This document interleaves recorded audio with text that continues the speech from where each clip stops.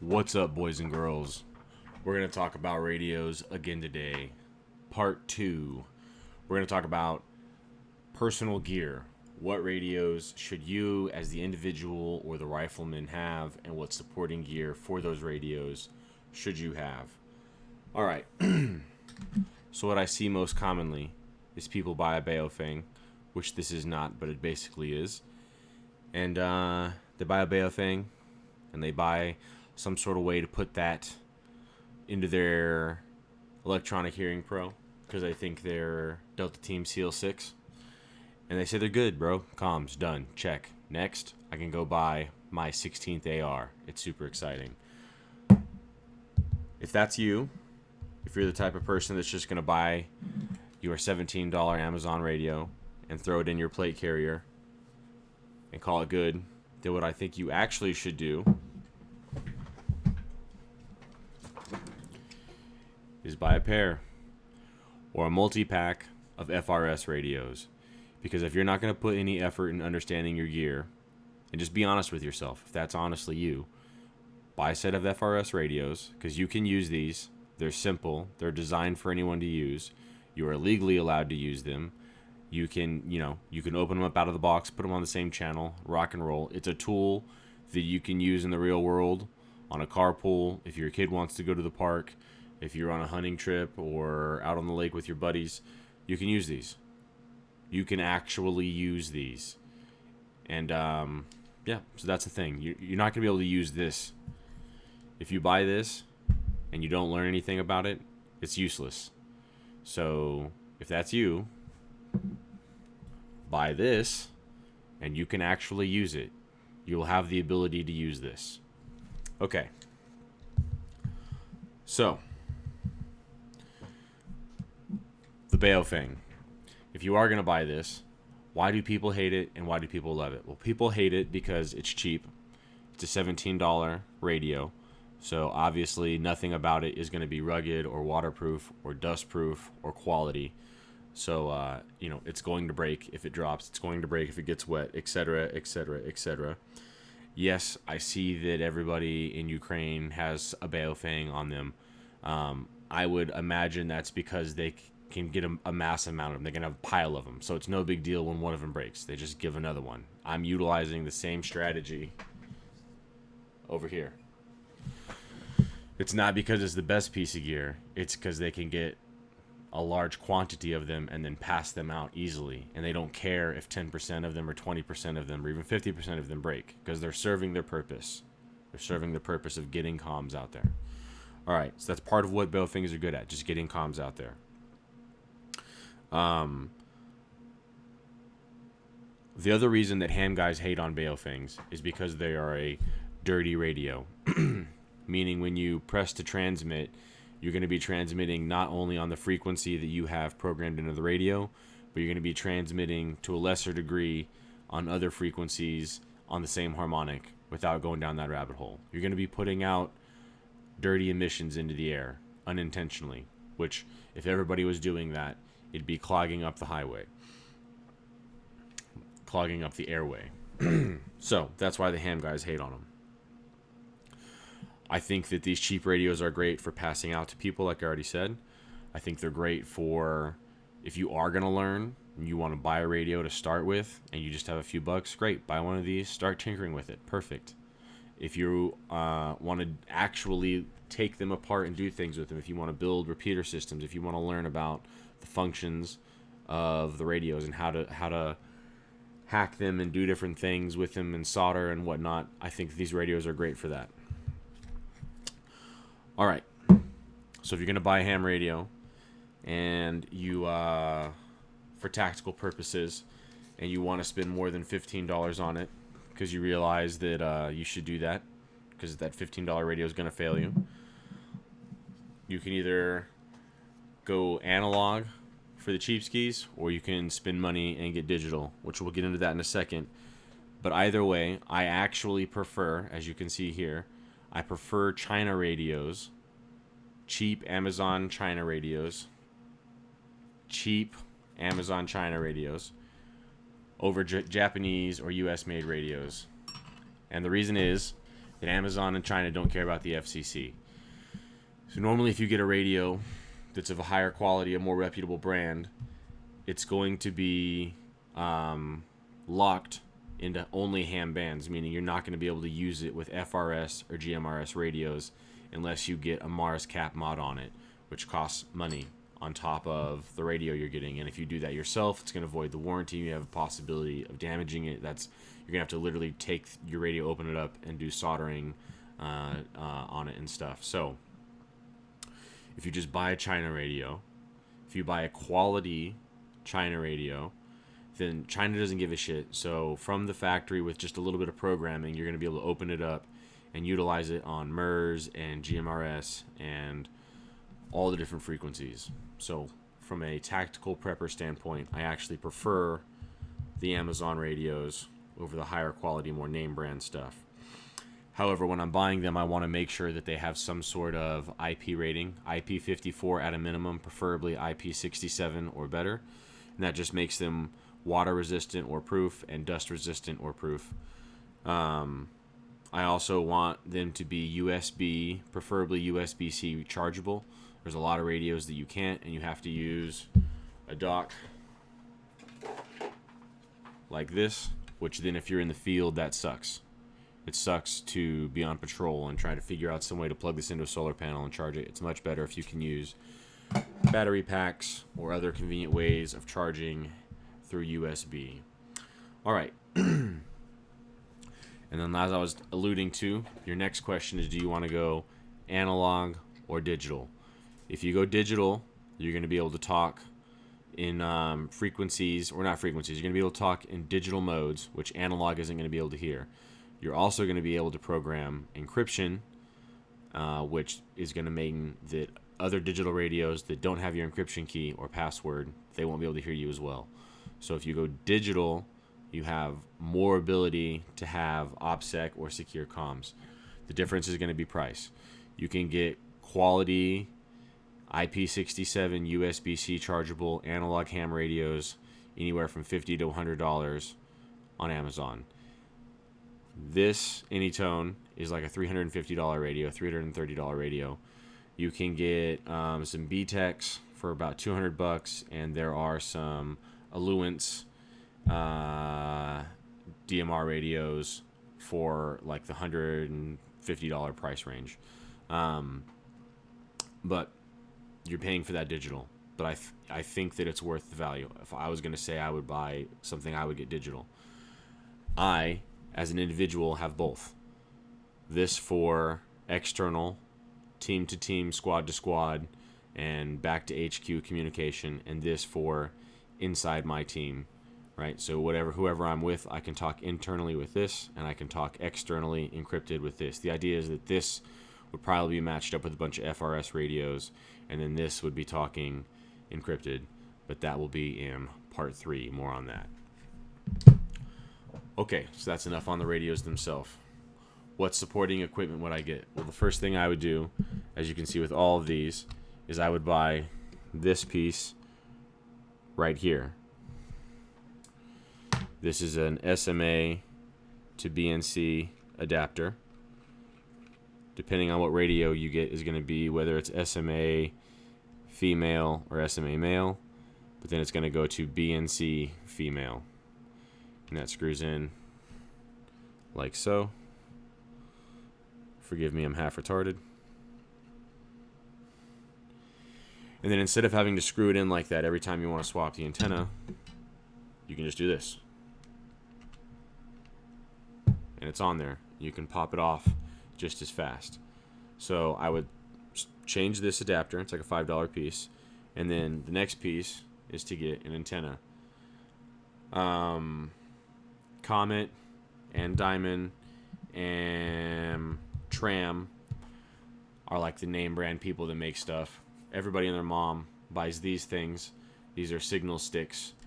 They supposedly get pretty good reception. All handheld antennas suck ass, but they get pretty good reception for what they are, and they're also super bendable. You can even bend them into a little knot like this, and then make it into like a pseudo stubby. Pretty convenient. And it whips back pretty easy with not too much memory to that. So these are pretty useful. They're pretty nice. You put them in your chest rig and then bend it back and throw it in the gear like that. Throw it through your webbing. Keep it out of the way without having to reroute the antenna or do anything crazy. So those are the antennas that I've decided to get in all my stuff. Beyond the antenna, supporting gear I would get would be, this is a big one, lapel mics. Lapel mics, trucker mics, whatever you want to call them. They clip on the back onto your webbing or your shirt pocket or whatever you want to do, and push to talk. Everybody thinks they're special forces and wants to get those push to talk kits and then run the cordage into their ear. The thing is, then if your headphones die, if you're not running Peltors or Sordens or whatever, if you're running Walker Lights or Razors, like I am, like 99% of people are, then when your earbuds die on the AAAs, your earmuffs, your radio, you're not going to have your comms anymore. And then you're going to have to unplug all that, and then you're going to have to pull your radio out of your pocket to talk on it like you're a fucking retard. So what you should do is get this, because this works without batteries. This doesn't take any batteries, and it transports, so the radio stays where it's at. You hook this onto your gear, and you can talk on it. If you're doing sneaky stuff, you're going to turn your radio down. If you absolutely have to be quiet, you can cover this with your hand, and it almost completely muffles the noise coming out of it. If you're not Delta Team 6, you're probably not going to be about to slit somebody's throat every 5 seconds, so there's no reason to be hyper worried about being the most sneakiest person you could ever sneak be. And if you really need to, it's got a headphone jack. You can run an aux cord from there into your headphones, and then even when your headphones die, you can just pack that aux cord away and then still use this and leave your radio in its pouch. So I have one of these for each radio, internal and external. I have an extra battery for each radio. I have a battery delete 12 volt for the car for the radio that it is available for. To go along with that 1 second, I would suggest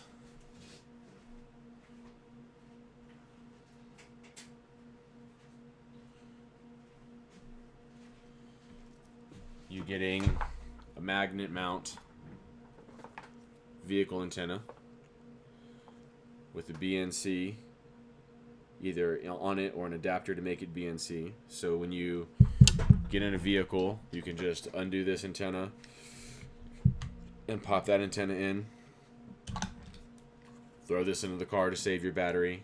Plug the battery that was in your radio into USB-C so it charges. So now you're in your vehicle using your hand talkie, basically like a vehicle talkie, without taking any battery from your radio while you charge your radio battery, because it's USB-C, or at least USB-C chargeable, USB chargeable. And last but not least, I would get a Slim Jim J-pole antenna in 2 meter and 70 centimeter UHF and VHF. This is, I'm gonna get it wrong. It's N9 TAX, I'm pretty sure. Super popular one, super common. It's a dude that makes it. That's another thing. They signal sticks at signalstuff.com. It's just like a bro that makes them. So that's pretty cool. Same thing with this. It's just a dude that makes them. Very good shipping, very good customer service, very good product. I'm not affiliated in any way. I make no money. I don't give a shit what you buy. This is what I decided to buy off my research. So this is like a 6-foot antenna on 16 feet of cord that you can throw up in a tree with a throw line, and that's going to boom your signal out exponentially. There's too many factors to tell you, if you get this antenna actually above everything, then you're going to get your signal out real far, like 10, 15, 20 miles, something like that. If you just get it up far, but there's still stuff above you, you're gonna get, think 3 times. That's not perfect, but to put a number on it, whatever you're getting range-wise with this If you string this up in the air 10, 15, 20, 25 feet, you're going to get roughly 3 times the distance that you were currently getting with this handheld, just from boosting your antenna gain and the height of your antenna on line of sight comms. So it's pretty useful, and I would pack all that stuff in the assault pack if I was doing any sort of an extended patrol. Let me look at my notes, boys and girls, see if I had anything else to say to you. Ah, yes. Programming. All right. A quick legal disclaimer.